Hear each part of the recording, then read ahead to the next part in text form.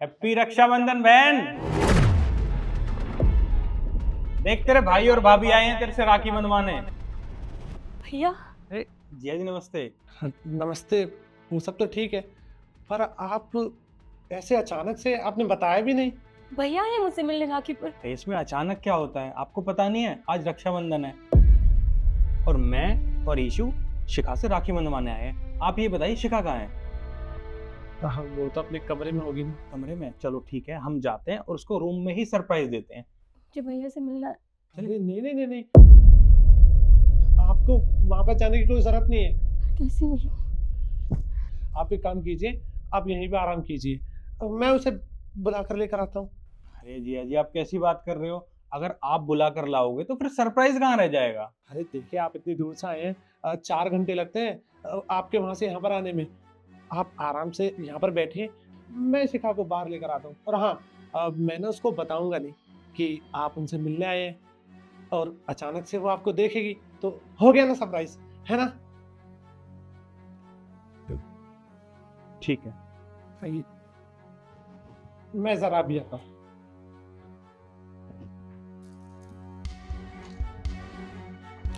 हो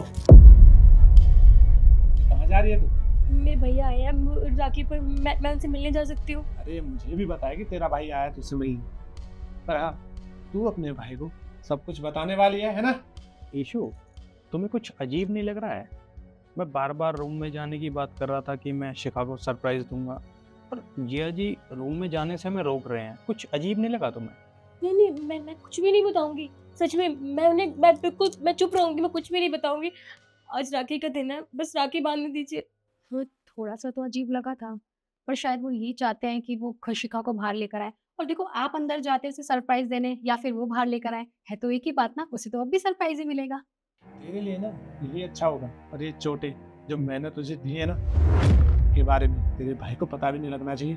अरे काम कर, छुपा इन्हें। अरे अपने बाल खोल और छुपा इन्हें। ठीक है। चलो मेरे साथ।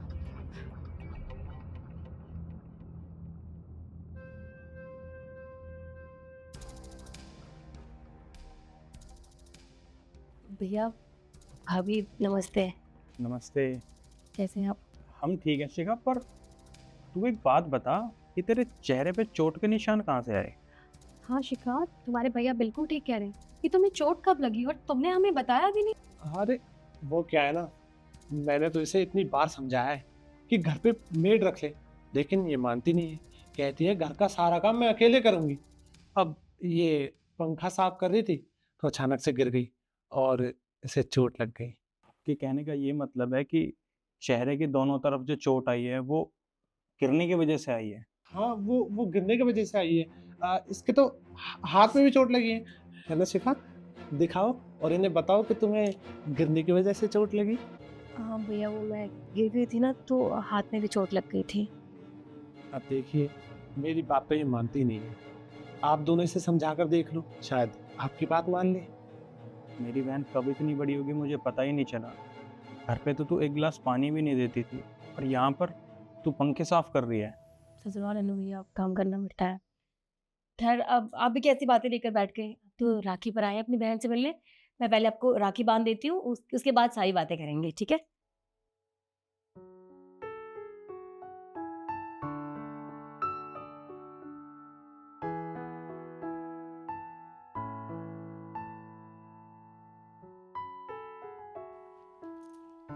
भैया, ये इतने सारे तोहफे लाने की क्या जरूरत थी?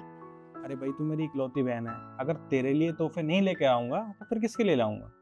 अच्छा ठीक है, वैसे तिलक तो आपके पहले से ही लगा हुआ है। अरे मैं सुबह सुबह मंदिर गया था ना।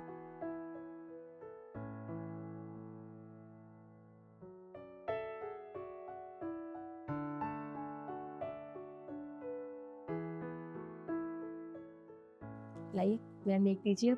नेक नेक भी देना पड़ेगा? एक यही दिन तो होता है जिस दिन बहनें दिल खोलकर मांग सकती है। ऐसी बात है तो एक काम कर, ये ले, सारे पैसे तू रख।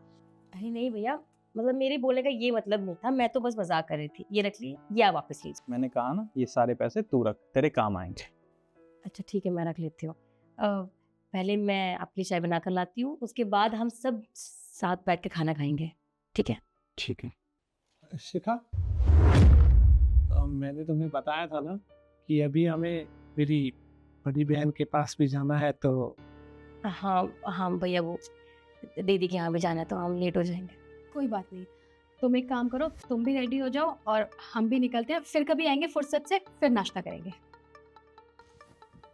भैया हाँ, क्या हुआ?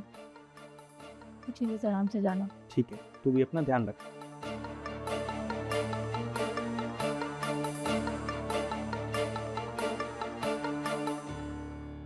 ये क्या करने जा रही थी तू?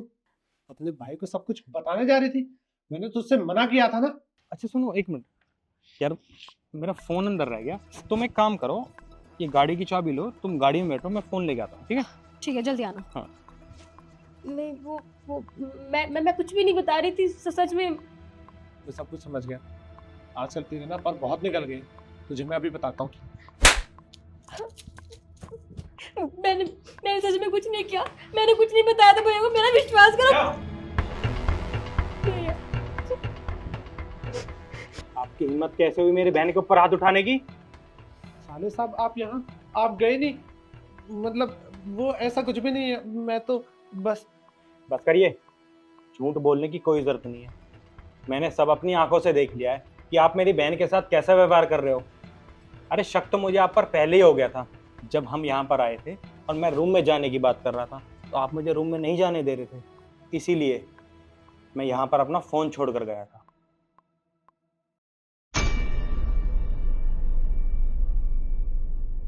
सिर्फ ये जानने के लिए कि मेरे जाने के बाद आप यहाँ क्या बातें करते हो। और शिखा, तुम मुझे एक बात बताओ, ये इंसान तुम्हारे ऊपर हाथ उठाता है, तुम्हें मारता पीटता है, क्या तुमने अपने भाई को बताना जरूरी नहीं समझा? अरे तुम्हारा बड़ा भाई अभी जिंदा है। जिद तो मेरी थी ना कि मुझे लव मैरिज करनी है और मैं इससे बहुत प्यार करती थी, और आप सबने मुझे मना भी किया था। आपने कहा भी था कि वो लड़का सही नहीं है, लेकिन मेरी जिद की वजह से आज ये सब मेरे साथ हो रहा है। भैया मेरी गलती है, ये सब तो होना ही था ना। शिखा, तुमने लव मैरिज करी है तो गुनाह नहीं किया। और लव मैरिज का मतलब होता है कि एक लड़का और लड़की एक दूसरे को पहले से जान ले, एक दूसरे को समझ ले। पर इसका ये मतलब नहीं होता कि सामने वाला तुम्हें मारेगा पीटेगा और तुम चुपचाप सहती रहोगी। शिखा, मैंने फैसला कर लिया है कि आज के बाद तुम इस घर में नहीं रहोगी। और तुझे तो मैं कोर्ट में देखूंगा, तेरे खिलाफ सबूत है मेरे पास। चल मेरे साथ, चल शिखा, शिखा, चल। शिखा अभी के अभी यहाँ पर वापस आओ। शिखा।